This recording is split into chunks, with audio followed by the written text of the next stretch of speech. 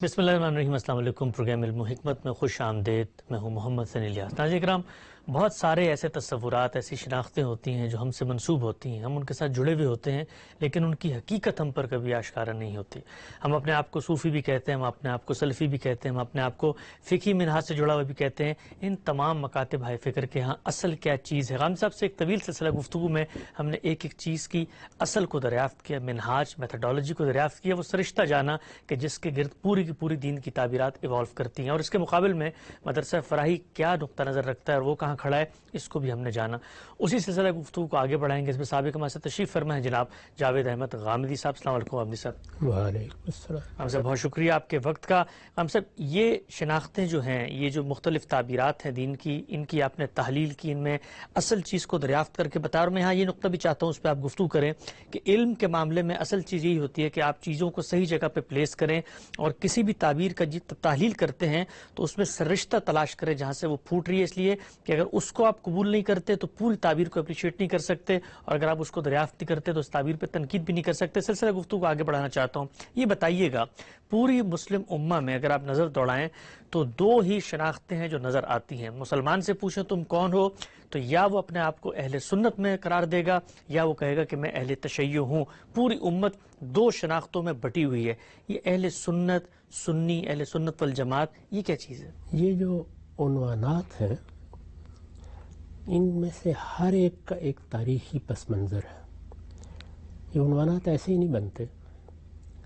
लोग मुख्तलिफ मसालिक को जब कोई ख़ास नाम देते हैं या ख़ास तारुफ उसके लिए इख्तियार करते हैं तो उसकी कुछ सियासी, समाजी, माशरी ज़रूरतें होती हैं। पूरी तारीख़ का मुताला करने से ये वाज़ेह होता है कि ये चीज़ महज इस बुनियाद पर नहीं पैदा हो जाती कि दीन को या किसी इल्म को समझने का नया ज़ाविया वजूद में आ गया है। नया ज़ाविया वजूद में आएगा तो ज़्यादा से ज़्यादा ये है कि एक मदरसा फ़िक्र की हैसियत से पता कर देगा, और एक मदरसा फ़िक्र की हैसियत से बाज़ औक़ात सदियों में जाकर अपनी कोई शनाख्त पैदा करेगा।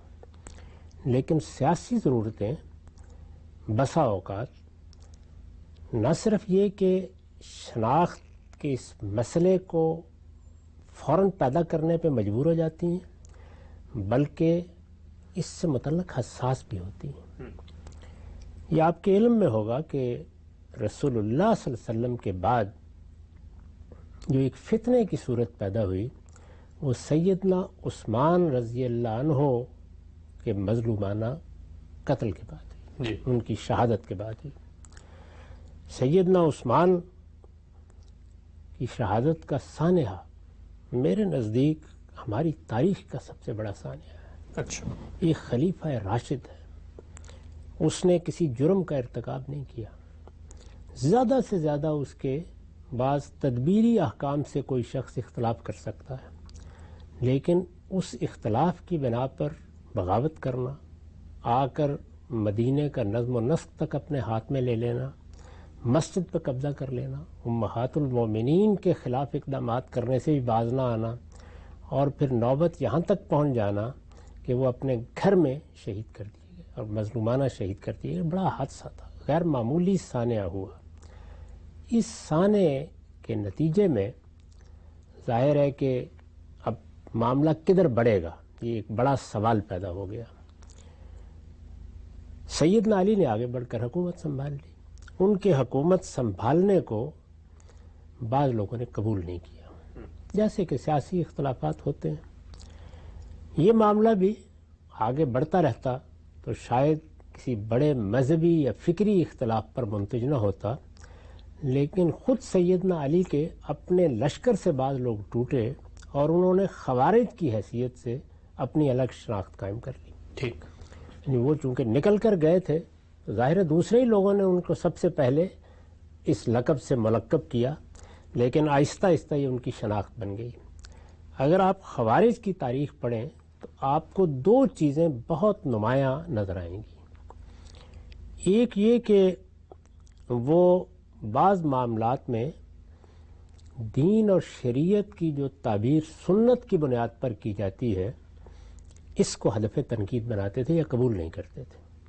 बाज़ मामलात में ज़ाहिर है कि नमाज तो पढ़ते थे, روزے تو رکھتے تھے، لیکن بعض معاملات میں وہ اس کو قبول نہیں کرتے تھے. یا یوں سمجھ لیجئے کہ سنت کا ایک پہلو تو وہ ہے کہ جو مسلمانوں میں رسالت مآب صلی اللہ علیہ وسلم کے ذریعے سے جاری ہوا اور ان کے اجماع اور تواتر کے ساتھ منتقل ہو گیا، اور ایک حصہ وہ بھی ہے جس پر توسن سنت کا لفظ بول لیا جاتا تھا، وہ بیان، فرع، استنباط پر مبنی اور زیادہ تر اخبار احاد کے ذریعے سے منتقل ہو رہا تھا. اس میں انہوں نے بعض تنقیدیں کی ہیں، جیسے رجم کے معاملے میں ان کی تنقید بہت مشہور ہے.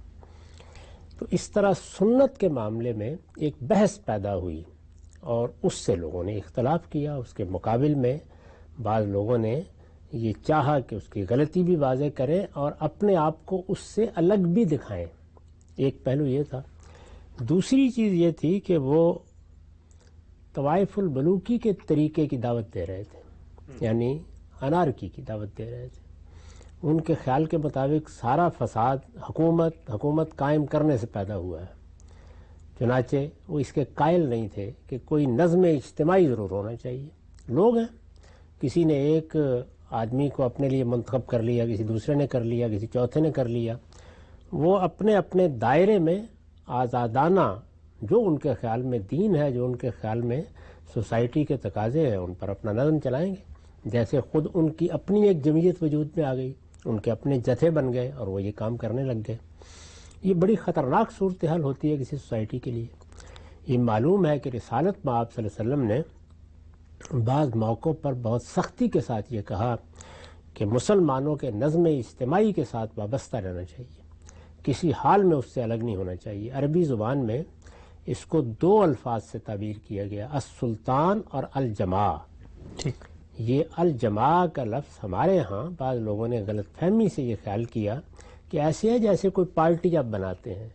الجماع کا مطلب ہے مسلمانوں کا نظم اجتماعی، یعنی جس کو آج کی زبان میں آپ ریاست کہتے ہیں. اسٹیٹ. سیاسی اقتدار نے ایک نظم قائم کر دیا ہے اور مسلمان اس سے وابستہ ہیں. اس نوعیت کے نظم کو الجماع بھی کہا گیا عربی زبان میں اور السلطان بھی. چنانچہ اس باب کی روایات اگر آپ دیکھیں تو اس میں یہ دونوں الفاظ بالکل مترادف کے طور پر استعمال ہوتے ہیں.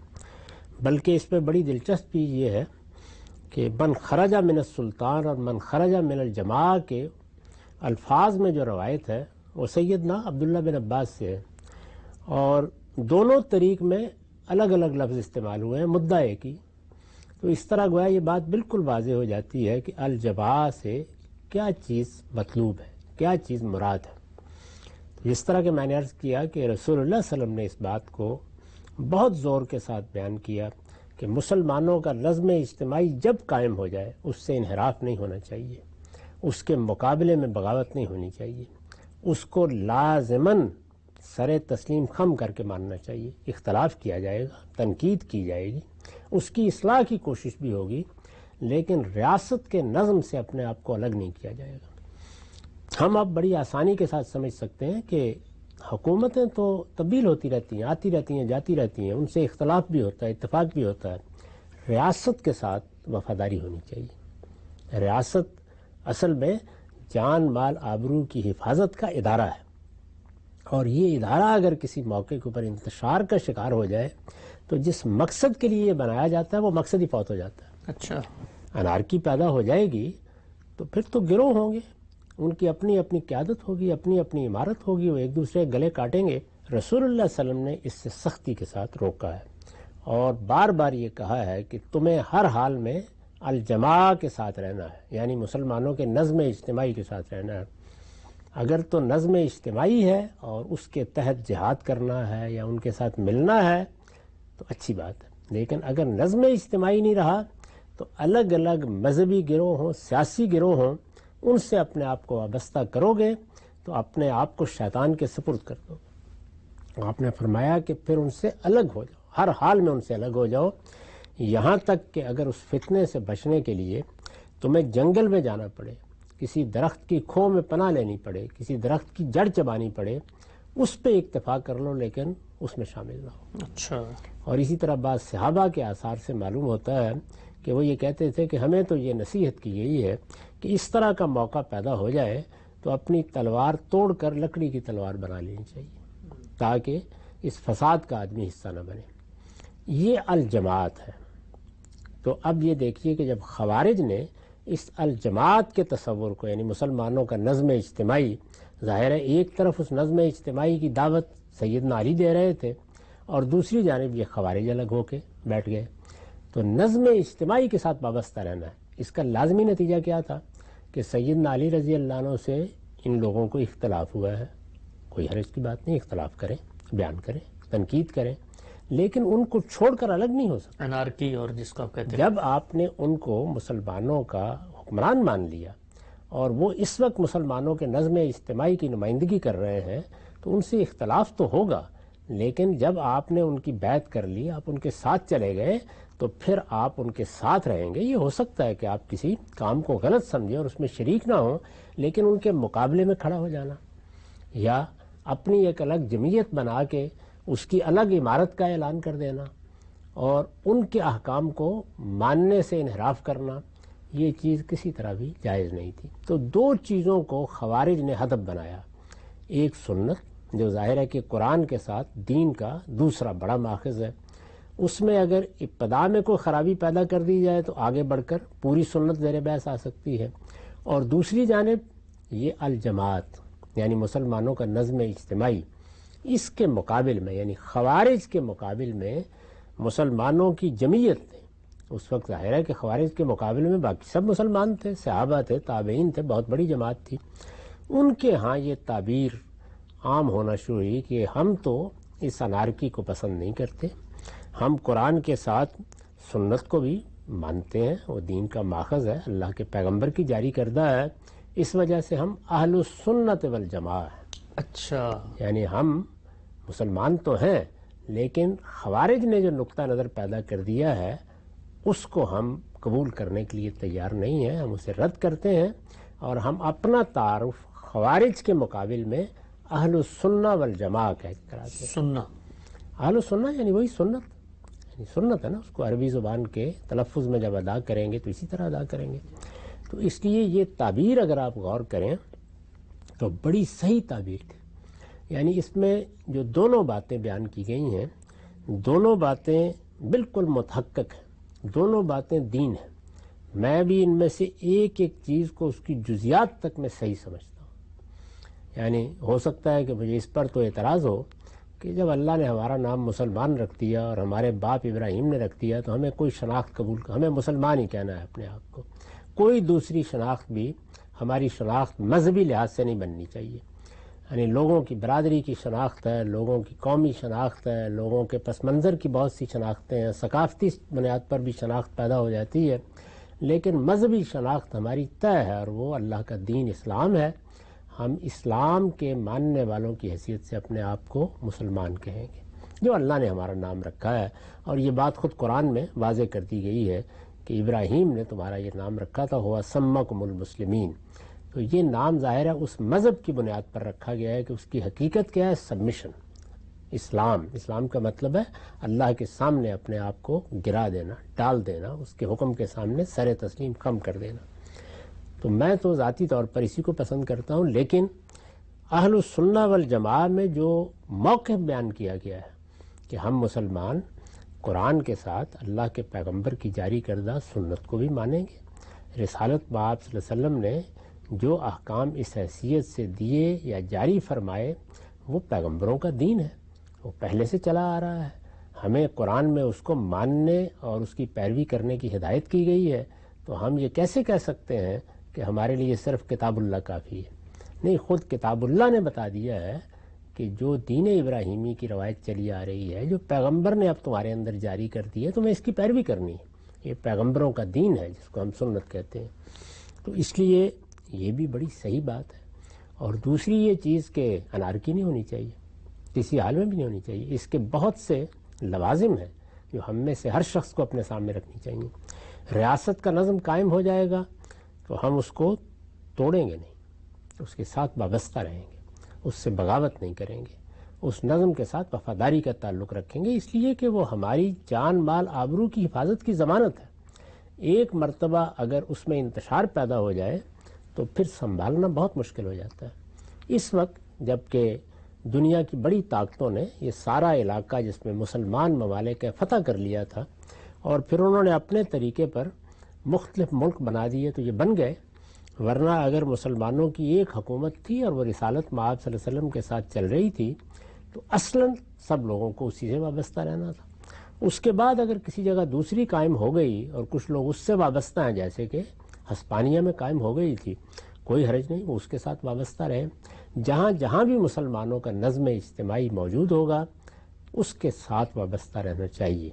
یہ چیز ہے جسے اہل الجماع میں ادا کیا جاتا ہے، یعنی ہم الجماعت کے ساتھ مسلمانوں کے نظم اجتماعی کے ساتھ وابستہ ہوں گے، اس کے مقابلے میں کوئی انارکی پیدا نہیں کریں گے، بغاوتیں کر کے امن و امان کو درہم برہم نہیں کریں گے، ہم سوسائٹی میں کوئی ہیجان برپا نہیں کریں گے، ہم تنقید کریں گے، ہم تبدیلی کے لیے کوشش بھی کریں گے، ہم اصلاح کی جدوجہد بھی کریں گے، ہم جابر سلطان ہوگا تو اس کے سامنے بھی کلمہ حق کہیں گے، لیکن کوئی انارکی پیدا نہیں کریں گے۔ تو جو بات اس میں ادا کی گئی ہے یا اس تعارف میں یا اس شناخت میں، وہ بالکل درست بات ہے۔ اور دوسرے یہ کہ قرآن مجید نے خود یہ بتا دیا ہے اور اس بات کو واضح کر دیا ہے کہ ہم نے اپنے پیغمبر کو یہ ہدایت کی تھی کہ جو اس سے پہلے انبیاء کی سنت چلی آ رہی ہے اس کو آپ آگے جاری کر دیں، اور چونکہ آپ بھی پیغمبر تھے اس میں کوئی ترمیم کرنا چاہیں تو وہ بھی ہو جائے گی، کوئی اضافہ کرنا چاہیں تو وہ بھی ہو جائے گا۔ چنانچہ وہ سنت یا حضور کے احکام یا حضور کی ہدایات وہ بھی اسی طریقے سے، جیسے قرآن واجب الاطاعت ہے ہمارے لیے واجب الاطاعت ہے۔ دونوں باتیں اپنی جگہ بالکل درست ہیں۔ یہ تو اہل السنہ والجماع کو اہل السنہ والجماع کیوں کہا جاتا ہے اور اس کے پیچھے کیا فلسفہ ہے، اس کی ضرورت کیا پیش آئی، تو میں نے عرض کیا کہ اس کے پیچھے سیاست ہے، یعنی بنیادی طور پر ایک سیاسی مسئلہ پیدا ہوا، اس میں خلفشار ہوا، اور تحکیم کے موقع پر خوارج نے اعتراض کیا، یہ تحکیم کیوں قبول کی گئی، اس کے فیصلے کوئی نہیں مانا گیا، اور پھر وہ الگ ہو گئے۔ جب وہ الگ ہوئے تو انہوں نے اپنا ایک پورا فلسفہ بنایا جس میں اور بھی چیزیں تھیں، لیکن بنیادی نکات یہ دو ہی تھے۔ تو اس وجہ سے اس کے مقابل میں عام مسلمانوں نے، اہل السنہ والجماع کون تھے؟ عام مسلمان۔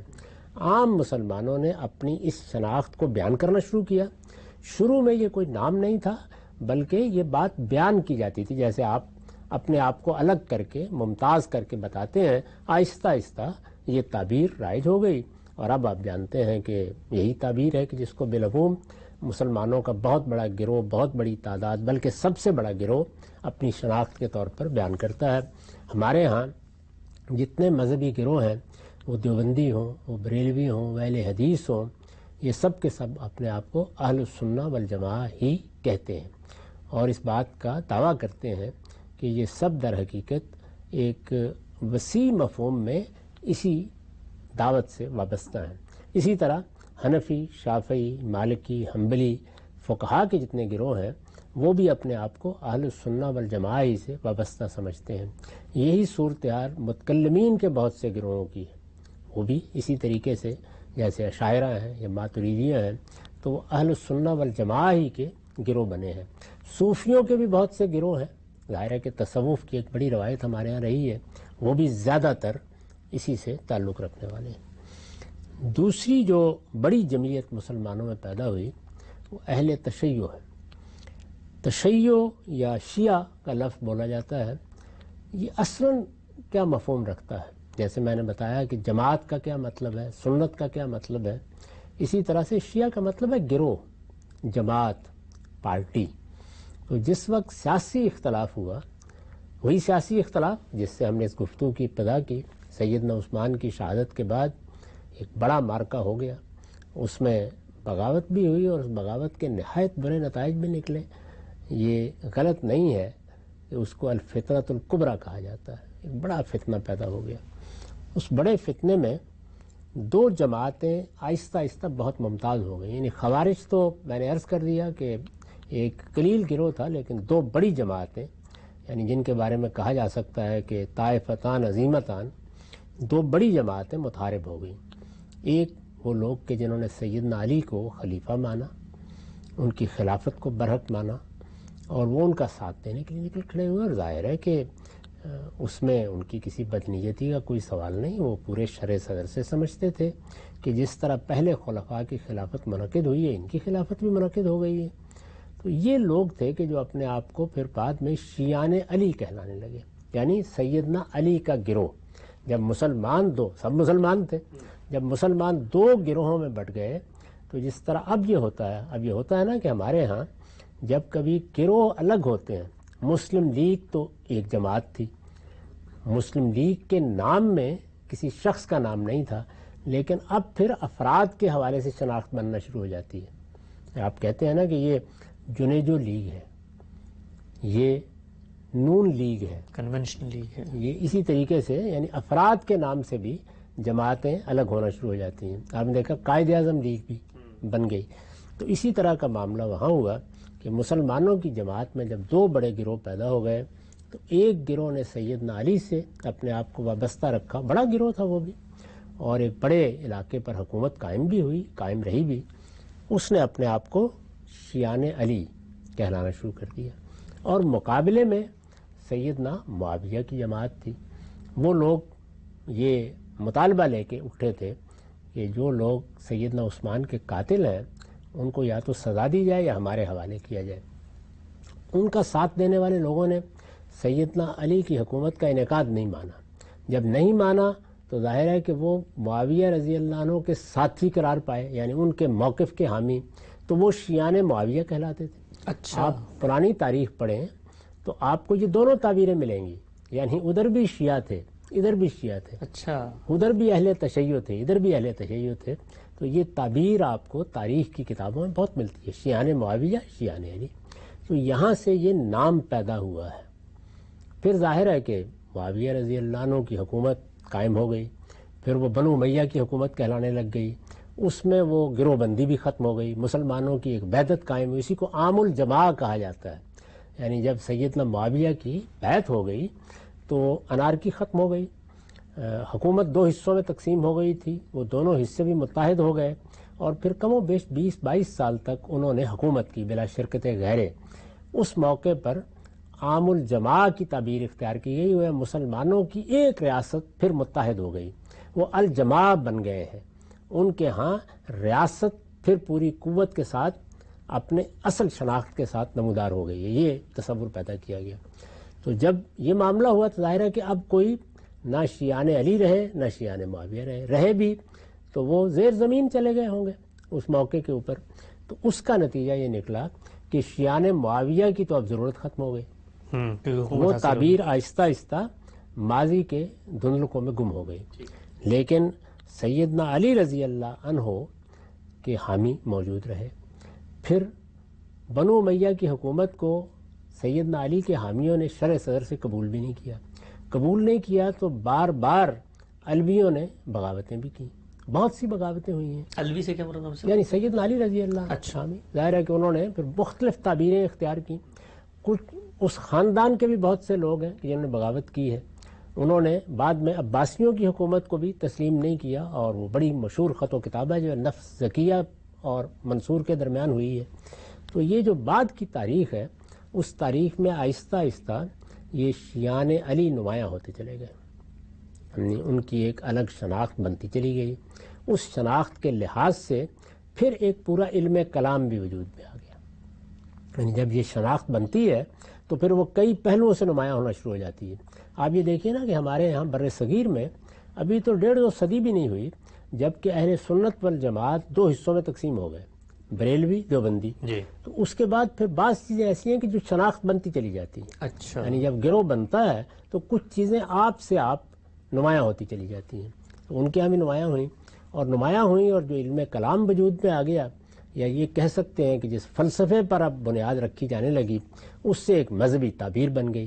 تو وہ مذہبی تعبیر اصلاً تو یہ نام پیدا ہوا تھا شیعان علی کے تصور سے، لیکن آہستہ آہستہ وہ ایک مذہبی تعبیر بنی. تو اب اہل تشیع اہل سنت کے بالمقابل ایک الگ مذہبی گروہ کی حیثیت سے بھی نمایاں ہوتے چلے. متوازی گروہ. یہ تو کئی صدیوں کے بعد ہوا ہے کہ وہ پھر اپنی الگ شناخت کو قائم کرنے اور اس کی بہت سی علامتیں قائم کرنے اور ان کو بہت نمایاں طریقے سے پیش کرنے کے قابل ہوئے. اچھا، یہ تو عباسی سلطنت کے آخری زمانے میں آ کر کہیں ہوا ہے. لیکن بہرحال یہ فکر پیدا ہو گیا، اس کے بڑے لوگ پیدا ہونے لگ گئے۔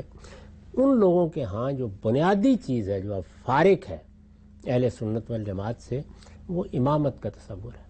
اچھا، یعنی امامت کے تصور کا خلاصہ یہ ہے کہ اہل سنت کے ہاں تو یہی بات مانی جاتی ہے کہ رسالت مآب صلی اللہ علیہ وسلم پر نبوت ختم ہو گئی ہے۔ ختم نبوت کے بعد اب اللہ تعالیٰ کی طرف سے کوئی فیصلہ نہیں ہوگا۔ اللہ تعالیٰ نے نبوت ختم کر دی ہے، وہی الہام کا سلسلہ بند ہو گیا ہے۔ جو ہدایت ہمیں اللہ تعالیٰ کی طرف سے ملنی تھی وہ مل گئی۔ مسلمان اپنے نظم اجتماعی سے متعلق اگر کوئی فیصلہ کریں گے تو وہ امرہم شورا بینہم کی بنیاد پہ ہوگا۔ یعنی وہ کیا کریں گے؟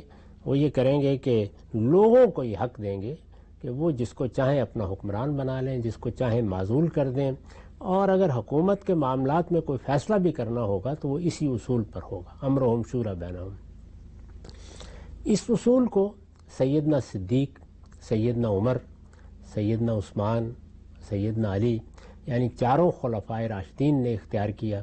تو اس وجہ سے اہل سنت والجماعت کا ایک تعارف یہ بھی ہوتا ہے کہ وہ ان چاروں خلفاء کو اسی ترتیب سے مانتے ہیں۔ یعنی نہ انہیں سیدنا صدیق کی خلافت پر کوئی اعتراض ہے، بلکہ وہ ہر لحاظ سے ان کو افضل بھی مانتے ہیں، ان کی خلافت بھی مانتے ہیں۔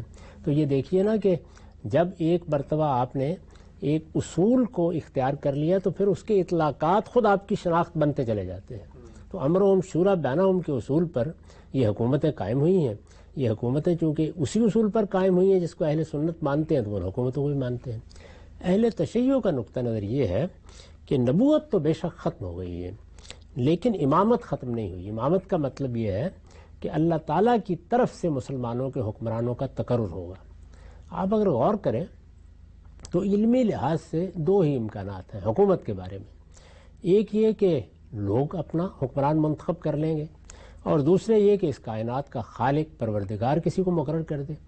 اس کے سوا تو کوئی اور صورت جائز ہو ہی نہیں سکتی۔ جی، یعنی بندوق کے پاس کوئی حق نہیں ہے کہ وہ حکومت کرنے آ جائے، اسے ہمیشہ اضطرارن قبول کیا جاتا ہے کہ امن بحال کر دیا ہے، آ گیا ہے کوئی شخص، اس نے آ کے حکومت قائم کرنے کا حق ادا کر دیا، اچھی فضا قائم کر دی، عدل قائم کر دیا، تو چلیے اب اس کو ڈی فیکٹو مان لیا جائے گا، بالفعل مان لیا جائے گا۔ تو اس طرح کی حکومتیں جو قوت کے بل پر قائم ہوتی ہیں ہمیشہ بالفعل مانی جاتی ہیں، اور بارہا صدیوں تک کے لیے مان لی جاتی ہیں۔ بلکہ ایک زمانے میں لوگوں کا عمومی رجحان یہی تھا کہ حکومت کے پاس طاقت ہوگی تو ہماری جان مال آبرو کی حفاظت کریں گے، اس لیے طاقتوروں ہی کے پاس حکومت ہونی چاہیے۔ تو بندوق کو ایک طرح کی عوامی تائید بھی حاصل ہو جاتی تھی۔ تاہم اگر آپ علم و عقل کی روشنی میں دیکھیں تو دو ہی بنیادیں ہو سکتی ہیں۔ تو اہل سنت یہ کہتے ہیں کہ لوگوں کو انتخاب کرنا ہے، امرہم شورا بینہم، لوگوں کو انتخاب کرنا ہے، اور اس کے بالمقابل لوگوں کی پھر آگے وضاحت ہے۔ جی، یعنی لوگوں سے مراد کیا عام لوگ ہیں، کیا ارباب حل و عقد ہیں، ارباب حل و عقد کون ہوں گے، وہ الگ مباحث ہیں، لیکن بنیادی بات یہ ہے کہ اوپر سے یہ انتخاب نہیں ہوگا۔ اوپر سے نہیں ہوگا، جبکہ دوسری جانب یہ ہے کہ نہیں، انتخاب اوپر سے ہوگا، اللہ ہی مقرر کرے گا۔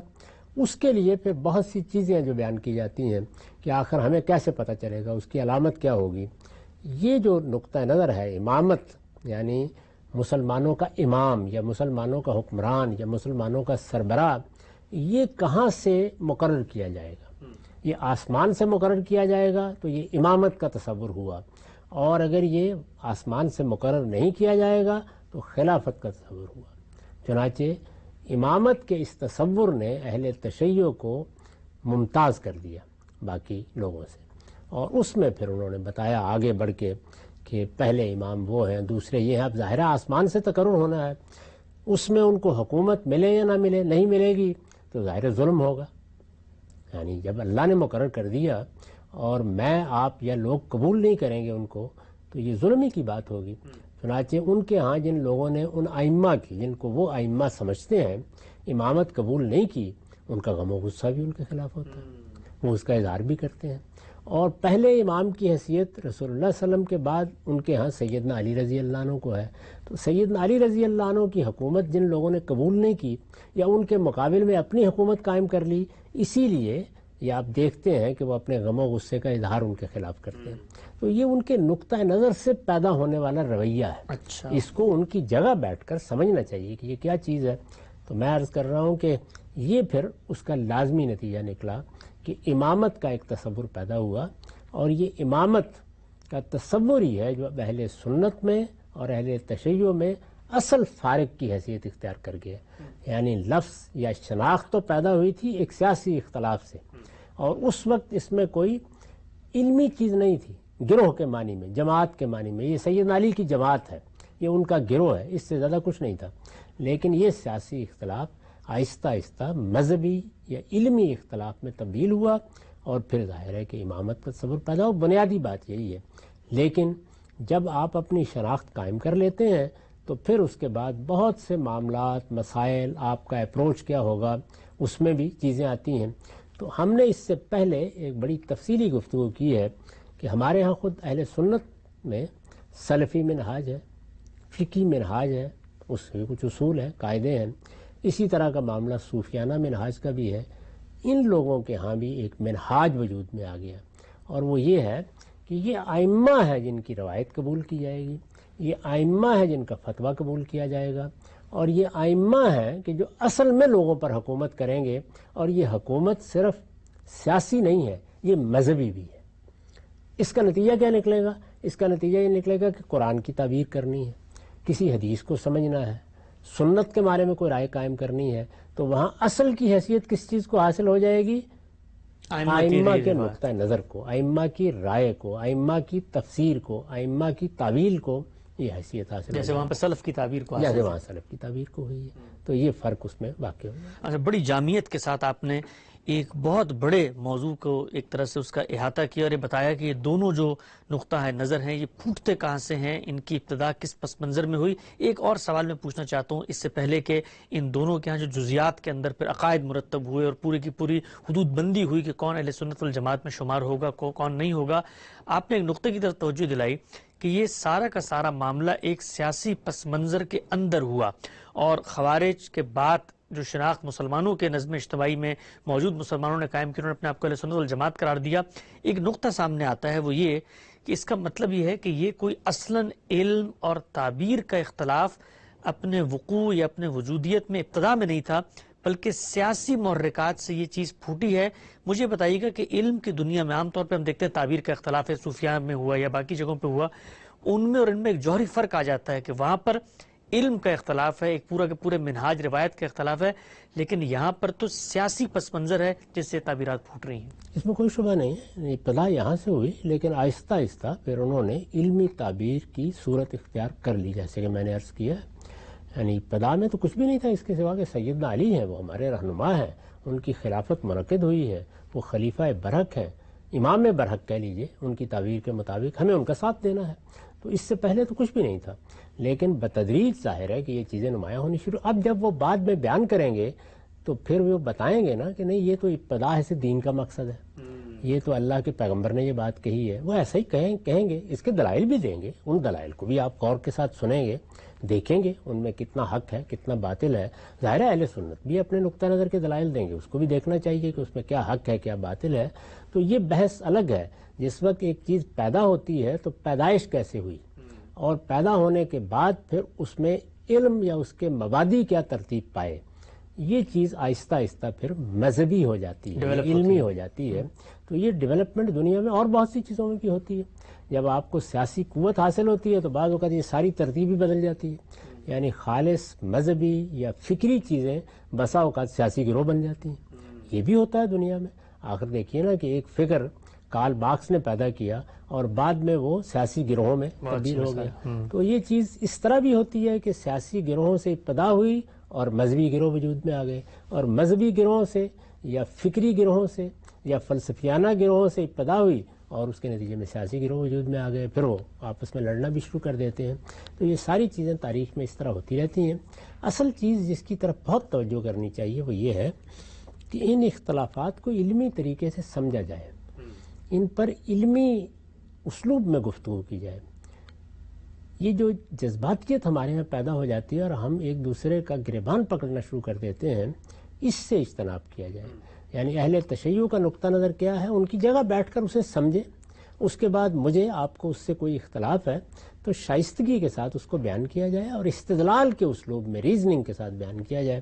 اسی طرح اہل سنت والجماعت کا نقطہ نظر ہے، سمجھا جائے اس کو. جب آپ اس کو اچھی طرح سمجھ لیں اس کی بنیادیں کیا ہیں تو پھر اس کی تردید بھی ہو سکتی ہے، اس کی کوئی غلطی واضح کی جا سکتی ہے. لیکن اس میں جو دلچسپ چیز ہے وہ یہ ہے کہ اس وقت اگر آپ دیکھیں تو ایسے لگتا ہے کہ جیسے اہل تشیع کے مقابل میں اہل سنت وجود میں آئے ہیں، اہل سنت کے مقابل میں اہل تشیع، جبکہ تاریخی لحاظ سے ایسا نہیں ہے. اہل سنت والجماعت اصلاً خوارج کے مقابل میں وجود میں آئے، لیکن خوارج جب ختم ہو گئے یا کہہ سکتے ہیں آپ کو بہت سمٹ گئے، ان کی وہ حیثیت نہیں رہی، ان کے خلاف بہت کاروائیاں ہوئی ہیں. کہیں حجاج بن یوسف کے زمانے میں آ کر ان کا آخری درجے میں کلا کما ہوا، اور اب بھی ان کے بعض گروہ موجود ہیں، جیسے عمان میں عباضیہ جن کو کہتے ہیں، یہ خوارجی میں سے ہیں. اچھا، تو اس لیے موجود ہیں بعض جگہوں پر.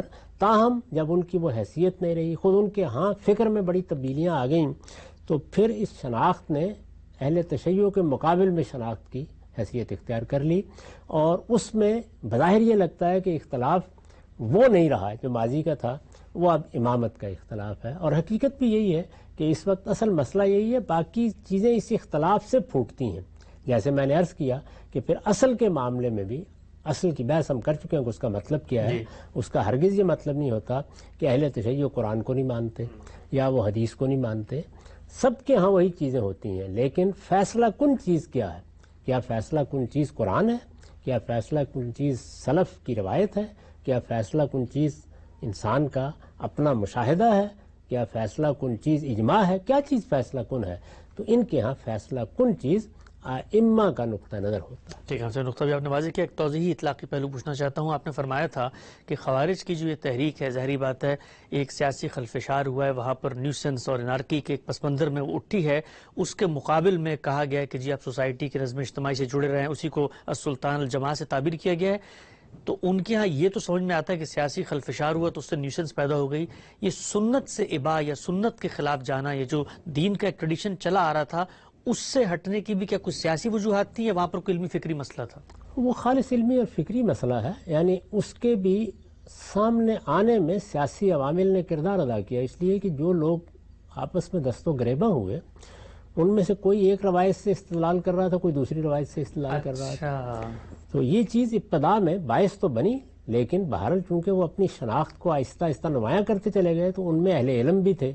ان اہل علم کے ہاں بعض چیزوں کا انکار کر دیا گیا. میں نے مثال دی کہ رجم کا انکار کر دیا انہوں نے. جب انکار کر دیا تو یہ گویا سنت کا انکار قرار پا گیا. آج بھی آپ دیکھتے ہیں کہ اس طرح کی چیز بعض لوگ کہہ دیتے ہیں. تو ہمارے ہاں یہ غلو ہوتا ہے بعض چیزوں میں. اسی طرح کا غلو ہے جس نے آگے بڑھ کر یہ صورت اختیار کر لی کہ یہ تو گویا پوری سنتی کے منکر ہیں. ایسا نہیں تھا. خوارج بھی ایسا نہیں کہ سنت کے منکر تھے، تاہم ان کے مقابلے میں عام مسلمانوں نے بتدریج اپنی اس شناخت کو نمایاں کیا. شروع میں یہ ضروری نہیں ہوتا کہ نام رکھ کے کیا جائے، یعنی آپ اپنی بات کہتے ہیں. جیسے اہل حدیث ہے تو آپ دیکھیے کہ وہ لوگ جو محدثین کے طریقے کے اوپر چیزوں کو دیکھتے تھے یا حدیث پہ کام کرتے تھے یا حدیث سے زیادہ اشتغال رکھتے تھے، جیسے امام احمد بن حنبل ہیں، تو ان کو اہل حدیث کہا جاتا تھا. اور اس وقت اہل حدیث کوئی شناخت نہیں تھی بلکہ ایک رجحان کی تعبیر تھی. بتدریج یہ ہوا کہ جیسے ہمارے ہاں آپ نے دیکھا کہ اہل حدیث ایک باقاعدہ گروہ کے طور پر نمایاں ہو گئے. آپ بہت ماضی میں جائیں تو آپ کو اس طرح یہ گروہ نہیں ملے گا. ٹھیک ہے، نقطہ بھی آپ نے واضح فرمایا. ایک ابتدائی گفتگو عام صاحب سے ہم نے کی کہ اہل سنت والجماعت اور اہل تشیع یہ کس پس منظر میں تعبیرات سامنے آتی ہیں اور یہ گروہ کیسے وجود پذیر ہوئے. بہت زیادہ چیزیں مزید جاننے کی ہیں، مثلا یہ کہ اب ان کے ہاں جو پورا کا پورا تعبیر کا شاکلہ بن چکا ہے اس میں عقائد کی کیا نوعیت ہے، اور پھر اندر تعبیر کے جو اختلافات ہیں وہ کس نوعیت کے، ساری چیزیں زیر بحث لائیں گے. وقت ہمارا یہاں پہ ختم ہوتا ہے. اب تک آپ کا بہت شکریہ.